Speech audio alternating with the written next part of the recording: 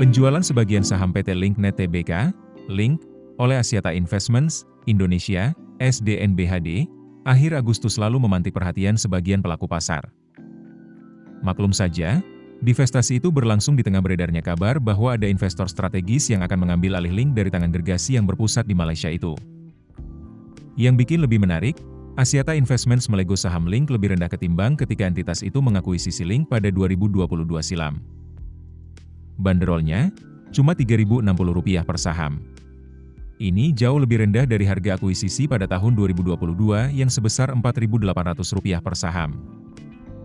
Sebagaimana diketahui, Axiata Investments, Indonesia, SDNBHD, melego 136.203.259 saham Link pada 26 Agustus 2025. Jumlah saham yang dijual setara 4,76% dari modal ditempatkan dan disetor penuh pada Link.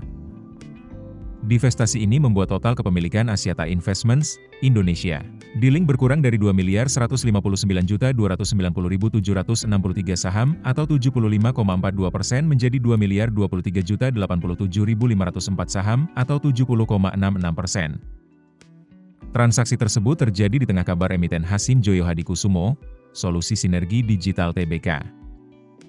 Wi-Fi atau Surge dikabarkan akan mengakuisisi saham Linknet yang rencananya akan dilepas oleh Axiata Group. Mengutip Deal Street Asia, PT Solusi Sinergi Digital, Surge, dan Squared Capital yang berbasis di Amerika Serikat, AS, dikabarkan sebagai calon pembeli. Dalam aksi korporasi ini, UBS yang akan bertindak sebagai penasihat penjualan. Sebelumnya, Grup Salim dan Sinarmas juga dikabarkan tertarik dalam proses transaksi ini. Jika terjadi, kesepakatan ini diperkirakan senilai lebih dari $1 miliar, yang berpotensi menjadi salah satu transaksi infrastruktur digital terbesar di Asia Tenggara tahun ini. Terlepas dari rencana divestasi itu, seorang perwakilan Axiata Group berhak menyatakan, penjualan sebagian kecil kepemilikan oleh AII saat ini bertujuan untuk memenuhi persyaratan free float Bursa Efek Indonesia.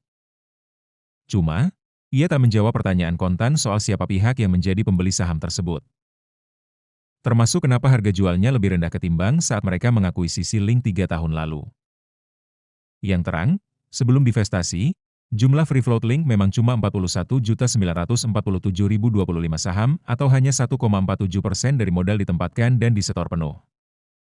Usai penjualan, porsi free float Link naik menjadi 178.177.284 saham atau sebesar 6,22%. Nah, Bursa Efek Indonesia, BI, mengatur mengenai minimal free float dalam ketentuan V1 Peraturan Nomor 1A.